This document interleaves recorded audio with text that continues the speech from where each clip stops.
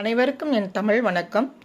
தமிழ் பேசு புலனம் நடத்தும் குரல் பேசும் குரல் நடுவர் திருமதி ஓ அமுதா முருகையன் அம்மா அவர்களை வணங்கி இன்றைய திருக்குறள் அதிகாரம் 34 நிலையாமை.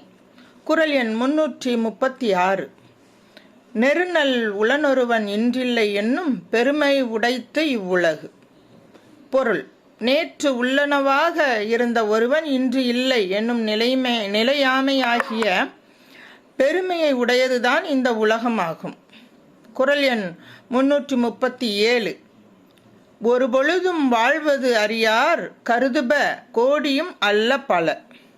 பொருள்: உயிரும் உடம்பும் இணைந்திருந்தும் உடம்பின் நிலையற்ற தன்மையை ஒரு கணப்பொழுதும் அறிய இயலாதவர் கோடிக்கும் மேலான நினைவுகளை எண்ணி நிற்பர். குரல் எண் 338. குடம்பை தனித்து ஒளிய புண் பரந்தற்றே உடம்பொடு உயிரிடை நட்பு. பொருள்: உடலுக்கும் உயிருக்கும் உள்ள உறவு முட்டைக்கும் பறவை குஞ்சுக்கும் உண்டான உறவு போன்றதுதான்.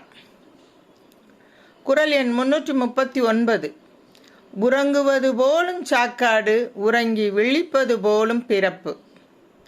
பொருள்: நிலையற்ற வாழ்க்கையில் உறக்கத்திற்கு பிறகு விழிப்பதை போன்றது பிறப்பு. திரும்ப விழிக்க முடியாத மீளா உறக்கம் கொள்வதே இறப்பு. குரல் எண் 340. புக்கில் அமைந்தின்று கொல்லோ உடம்பினுள் துச்சில் இருந்த உயிர்க்கு. பொருள்: உடலுடன் தங்கியுள்ள உயிருக்கு அதனை பிரிந்தால் வேறு புகலிடம் கிடையாது. ஐயன் திருவள்ளுவரின் வாக்கு.